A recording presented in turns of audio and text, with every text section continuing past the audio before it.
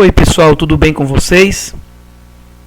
Nós vamos fazer nessa videoaula a correção do questionário número 1 do segundo bimestre, que é relativo àquela primeira aula que nós tivemos nesse bimestre, tá? As nossas primeiras aulas dessa disciplina de Fundamentos do Trabalho do Técnico em Redes, ok? Então eu vou fazer os comentários sobre as perguntas e respostas do questionário e você vai ter a oportunidade de comparar então com as perguntas e respostas que você colocou lá no seu questionário individual. Tudo bem? Então vamos lá para a primeira pergunta.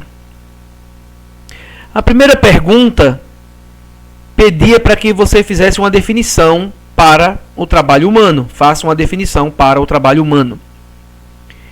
Então, pessoal, falar sobre trabalho humano é falar sobre todo o esforço, todo o emprego de energia que o ser humano faz, certo?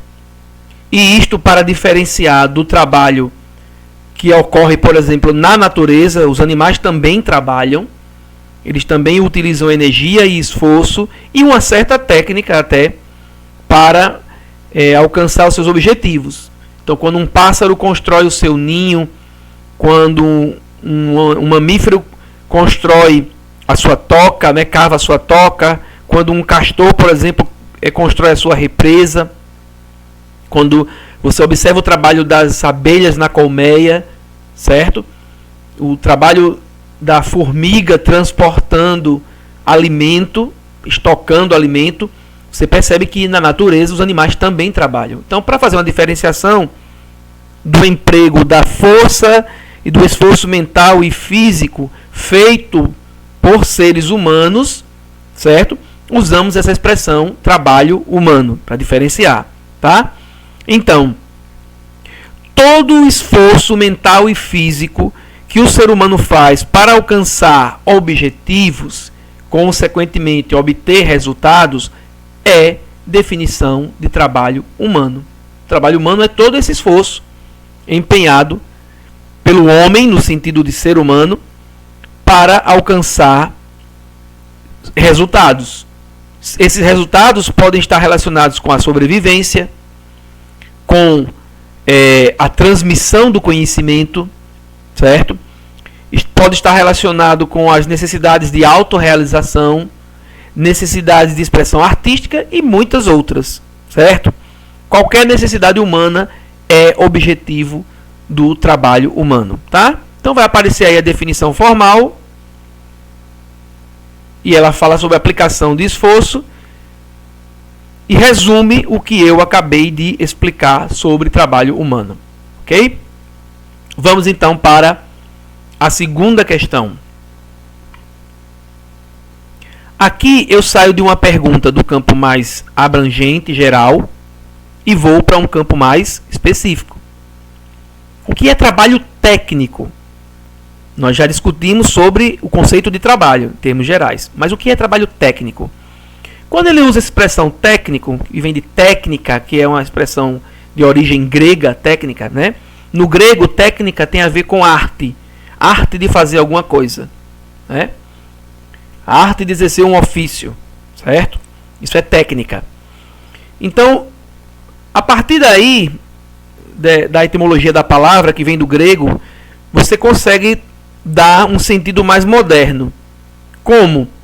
Dizendo que todo trabalho profissional, onde você utiliza equipamentos, instrumentos, ferramentas, tá?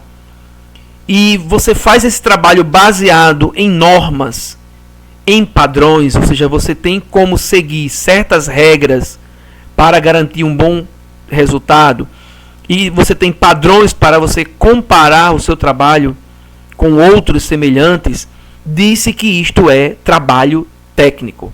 Então é o trabalho normatizado, é o trabalho que emprega a técnica, a arte de fazer, certo? Com as metodologias e o uso de instrumentos, ferramentas, equipamentos para fazer o trabalho, ok?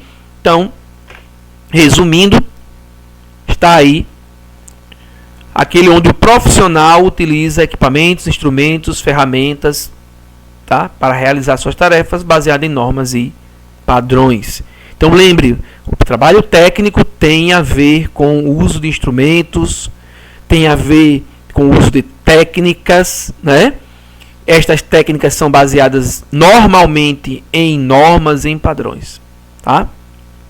Vamos em frente. Como surgiu o profissional técnico em informática? Gente, se você pensar que o profissional técnico de informática ele evolui à medida que a própria informática evolui, você consegue então dimensionar o surgimento. Você consegue entender o surgimento do profissional.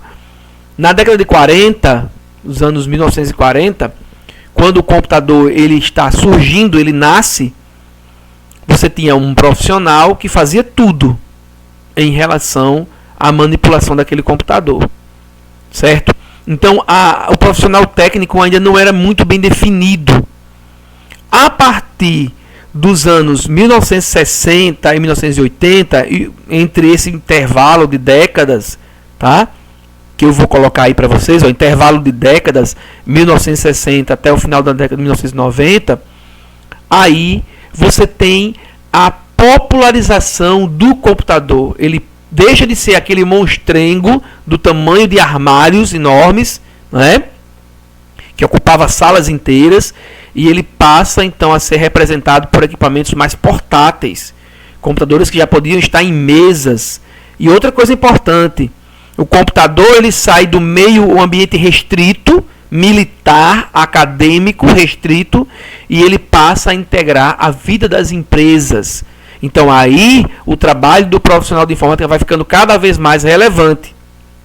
Até que na década de 1990 você tem a explosão, certo, desse trabalho do profissional de informática. Por quê? Porque aí há a multiplicação de equipamentos cada vez menores, a popularização das redes de computadores, e isso gerou, claro, com o aumento do uso da informática, isso gera uma necessidade cada vez maior do suporte aos usuários, certo? Então, a partir daí, há um avanço nos cursos de formação profissional, notadamente os cursos de técnico em informática. Então, é na década de 90, com a popularização da informática e do uso da informática, cada vez maior o número de aplicações de informática, e a informática chegando em todas as áreas de conhecimento humano, né, no trabalho humano, aí você tem o surgimento do técnico em informática, tá? Basicamente na década de 1990. E hoje você tem diversos profissionais técnicos em informática, também profissionais de nível superior, também os tecnólogos, tá certo? Além dos profissionais da área acadêmica, né, os que ensinam, tá? Todos ligados ao profissional técnico de informática, ok? Vamos em frente. Agora uma pergunta mais específica de um desses profissionais, né? O que faz o arquiteto de redes? Gente, o arquiteto de redes ele é um projetista. Ele projeta a rede, dimensiona a demanda, ele desenha essa rede, certo? Ele faz orçamentos para a instalação dessa rede, implementação dessa rede, e a partir daí entra o trabalho dos outros profissionais que vão manter a rede. Os analistas de suporte, os técnicos de suporte, os administradores de rede, analistas de rede, analistas de tráfego, né, da rede, etc. Tá? Essa é a equipe. O arquiteto ele pode continuar fazendo parte da equipe? Sim, mas não necessariamente. Nem sempre ele continua como parte da equipe. Tá certo? O primordial dele é justamente projetar. Ele pode, eventualmente, trabalhar com o gerenciamento da equipe, como você está vendo aqui embaixo. É possível que ele se mantenha na equipe, depende da necessidade, e principalmente se essa rede implantada ela é uma rede em expansão constante. Ok? Vamos para outra pergunta. Como é o trabalho do programador de computadores? Aqui mais um profissional específico, né, da área de TI. Quem é o programador? Primeiro vamos lembrar o que é programa. O que é um programa de computador?